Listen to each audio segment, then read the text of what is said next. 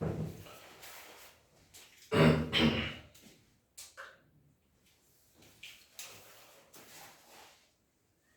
राम भाई सारे को।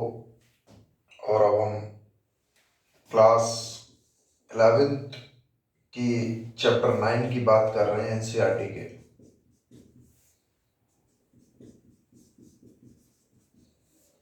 नाम है अपना हाइड्रोकार्बन।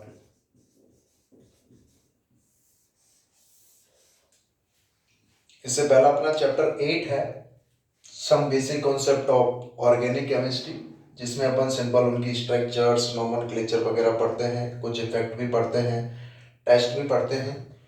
ये अपना सिंपल चैप्टर 9 है एनसीईआरटी का हाइड्रोकार्बन। ऑर्गेनिक केमिस्ट्री की बात कर रहे हैं, किसके अंतर्गत आ रहा है अपना ऑर्गेनिक केमिस्ट्री में।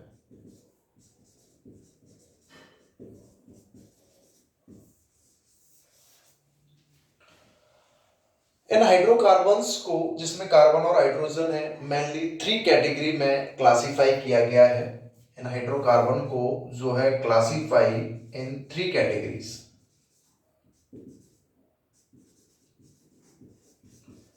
इनको सिंपल 3 कैटेगरीज में क्लासिफाई किया गया है। कौन कौन सा है? सबसे पहला है अपना सैचुरेटेड हाइड्रोकार्बन, दूसरा है अपना simple unsaturated hydrocarbon. 10th class में पढ़ा होगा आपने साइंस में। सैचुरेटेड हाइड्रोकार्बन, अनसैचुरेटेड हाइड्रोकार्बन, और तीसरा है अपना सिंपल एरोमेटिक हाइड्रोकार्बन। ये 3 अपने हाइड्रोकार्बन है भाई। सैचुरेटेड का मतलब क्या है?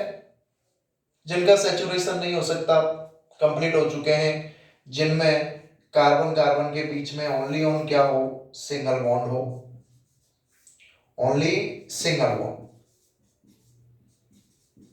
उनको तो अपन बोल देते हैं भाई सैचुरेटेड हाइड्रोकार्बन। अनसैचुरेटेड यानी कि जिनका सैचुरेशन किया जा सकता हो, जिनमें हाइड्रोजन ऐड किए जा सकते हो, इनमें मिनिमम कम से कम एक कार्बन कार्बन में डबल बॉन्ड हो या एक कार्बन कार्बन में ट्रिपल बॉन्ड हो। तो सैचुरेटेड हाइड्रोकार्बन में तो हम सिंपल किसको पढ़ेंगे? एल्केन्स को। अपने चैप्टर में ही क्या क्या है? Alkanes, alkenes, alkyne and aromatic compound, benzene. इन सब की स्ट्रक्चर, नोमेनक्लेचर, आइसोमेरिस और simple preparation, physical properties, chemical properties, ये सारी चीजें पढ़नी है अपने को। अनसैचुरेटेड में हम सिंपल पढ़ेंगे किस किस को? एक एल्कीन को और एक एल्काइन को। इन दोनों को हम अनसैचुरेटेड में पढ़ेंगे।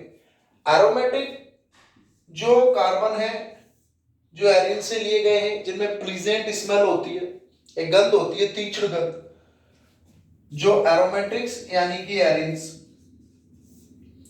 इनमें चेन साइक्लिक होगी, साइक्लिक कंपाउंड होंगे। अकल रूल भी पढ़ा जाएगा कि किसको सिंपल अपन एरोमेटिक कंपाउंड बोले, प्लेनर होना चाहिए मॉलिक्यूल, 4n+2 पाई अकल रूल को फॉलो करना चाहिए, complete delocalisation of pi electrons in the cyclic ring होना भी चाहिए। तो इसमें कौन आ जाता है? अपना सिंपल बेंजीन। इंट्रोडक्शन की बात कर रहे हैं चैप्टर में कि सिंपल अपने को पढ़ना क्या क्या है। हाइड्रोकार्बन में क्लासिफाई इन 3 कैटेगरीज, सैचुरेटेड, अनसैचुरेटेड और एरोमेटिक। सैचुरेटेड जिसमें केवल और केवल सिंगल बॉन्ड हो, एल्केन्स की बात करेंगे। अनसैचुरेटेड जिसमें कम से कम एक डबल बॉन्ड या ट्रिपल बॉन्ड हो, जिसमें हम एल्कीन और एल्काइंस को पढ़ेंगे। और एरोमेटिक में सिंपल अपन एरिन्स को पढ़ेंगे। एरिन्स जो साइक्लिक होते हैं, और उसमें हम बेंजीन की बात करेंगे। और इनमें अपने को पढ़ना क्या क्या है सब में, अगर मैं बात करूं, एक तो उनकी स्ट्रक्चर पढ़नी है, कॉमन सभी में जो कॉमन पॉइंट्स हैं। सबसे पहले चाहे एल्केन हो, एल्कीन हो, एल्काइन हो, बेंजीन हो, सबकी स्ट्रक्चर देखनी है। इसके बाद इनका नोमेनक्लेचर एंड आइसोमेरिस, इनका सिंपल क्या देखना है? नोमेनक्लेचर और आइसोमेरिस। सब में चाहे वो एल्केन हो, चाहे वो एल्कीन हो, चाहे वो एल्काइन हो। उसके बाद इनकी प्रिपरेशन मेथड। इसके बाद अपन सिंपल क्या देख लेंगे? इनके प्रिपरेशन मेथड, कैसे कैसे इनको बनाते हैं, प्रिपरेशन मेथड। इसके बाद सिंपल अपन इनकी देखेंगे फिजिकल प्रॉपर्टीज, जिसमें सबसे ज्यादा अपनी बात होगी बॉइलिंग पॉइंट की, मेल्टिंग पॉइंट की, सॉलिबिलिटी की, डेंसिटी की, फिजिकल स्टेट की, सॉलिड है लिक्विड है कैसे, सब में नॉर्मल एक जैसा ही कॉन्सेप्ट चलेगा। और सबसे लास्ट में सबसे इंपॉर्टेंट होती है अपनी केमिकल प्रॉपर्टीज, कि केमिकल प्रॉपर्टीज में तो अपन सिंपल देखते हैं कि ये कैसे कैसे किससे रिएक्ट करेंगे, और प्रिपरेशन में इनको कैसे कैसे बनाएंगे। यहाँ केवल मैं एनसीईआरटी के मेथड की बात करूंगा, फाउंडेशन की जब बात करते हैं उसमें और मेथड ज्यादा ऐड होते जाते हैं। या हम बात कर रहे हैं केवल एनसीईआरटी के बेसिस पर, और एनसीईआरटी के मेथड अपने को पता होना बहुत ज्यादा जरूरी है। प्रिपरेशन हो गया, फिजिकल प्रॉपर्टीज हो गई, केमिकल प्रॉपर्टीज हो गई। सबसे पहले हम स्टार्ट कर देते हैं किसको, एल्केन को। एल्केन एल्केन एक टाइप के अनसैचुरेटेड हाइड्रोकार्बन है। एल्केन एक टाइप के सिंपल क्या है अपने, अनसैचुरेटेड हाइड्रोकार्बन। एल्केन एक टाइप के अपने जो है सिंपल अनसैचुरेटेड हाइड्रोकार्बन है, यानी कि केबल और केबल इसमें क्या होता है, ओनली ऑन कार्बन कार्बन के मध्य सिंगल बॉन्ड, जो आपने 10th क्लास में भी पढ़ा है chapter 4 carbon and its compound में। सबसे फर्स्ट जो कंपाउंड होता है इसका क्या होता है, सिंपल मेथेन होता है। उसके बाद एथेन है, प्रोपेन है, ब्यूटेन है, पेंटेन है, हेक्सेन है, हेप्टेन है, ऑक्टेन है, नॉन एन है, डेकेन है। स्ट्रक्चर की जब हम बात करें इसकी, अगर हम इसकी स्ट्रक्चर की बात करें एल्केन्स की, तो केवल सिंगल बॉन्ड है कार्बन के बीच में भी और हाइड्रोजन के बीच में भी। कार्बन कार्बन हो या कार्बन हाइड्रोजन हो, every carbon, each carbon have 4 sigma bond. In alkanes each carbon have 4 sigma bond, प्रत्येक के पास भाई 4 सिग्मा बॉन्ड होंगे। तो एल्केन्स में प्रत्येक कार्बन का जो हाइब्रिडाइजेशन होगा, ईच कार्बन हाइब्रिडाइजेशन, प्रत्येक कार्बन का जो हाइब्रिडाइजेशन होगा वो सिंपल क्या होगा, sp3 होगा। प्रत्येक कार्बन का जो हाइब्रिडाइजेशन है वो सिंपल अपना क्या होगा, sp3 होगा भाई। और sp3 की ज्योमेट्री आपको पता है टेट्राहेड्रल होती है। sp3 हाइब्रिडाइजेशन है तो इसकी जो ज्योमेट्री होगी वो सिंपल अपनी क्या होगी, टेट्राहेड्रल। किस तरीके से होती है टेट्राहेड्रल, इस तरीके से हो जाती है टेट्राहेड्रल ज्योमेट्री इसकी। प्रत्येक कार्बन का sp3 हाइब्रिडाइजेशन होगा, जिसमें परसेंटेज s कैरेक्टर की बात करेंगे 1/4 कितना हो जाएगा, 25%। क्यों, क्योंकि बाद में काम आएगा एसिडिटी वाले केस में। जब हम एल्केन, एल्कीन, एल्काइन तीनों की एसिडिटी ऑर्डर को कंक्लूड करते हैं तो एल्केन की सबसे कम, उससे ज्यादा एल्कीन और सबसे ज्यादा alkyne, due to percentage of s character.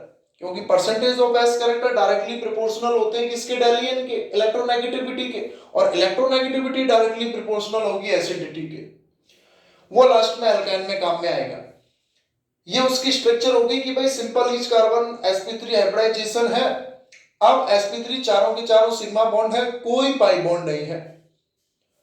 4 sigma bond या 4 हाइब्रिड ऑर्बिटल है। sp3 का मतलब है 4 हाइब्रिड ऑर्बिटल, HO का मतलब हो जाएगा यहां सिंपल किससे, हाइब्रिड ऑर्बिटल से, हाइब्रिड ऑर्बिटल से हो जाएगा भाई सिंपल।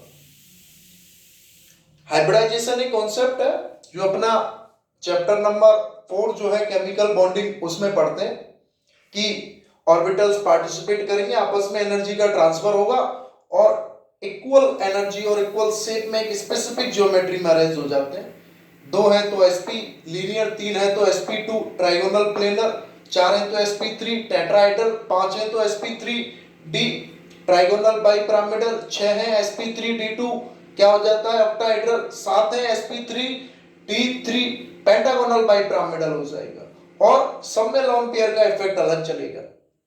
तो यहां इसमें हाइब्रिडाइजेशन हो गया, sp3 स्ट्रक्चर हो गई। नॉमेनक्लेचर की अगर मैं बात करूं, इसमें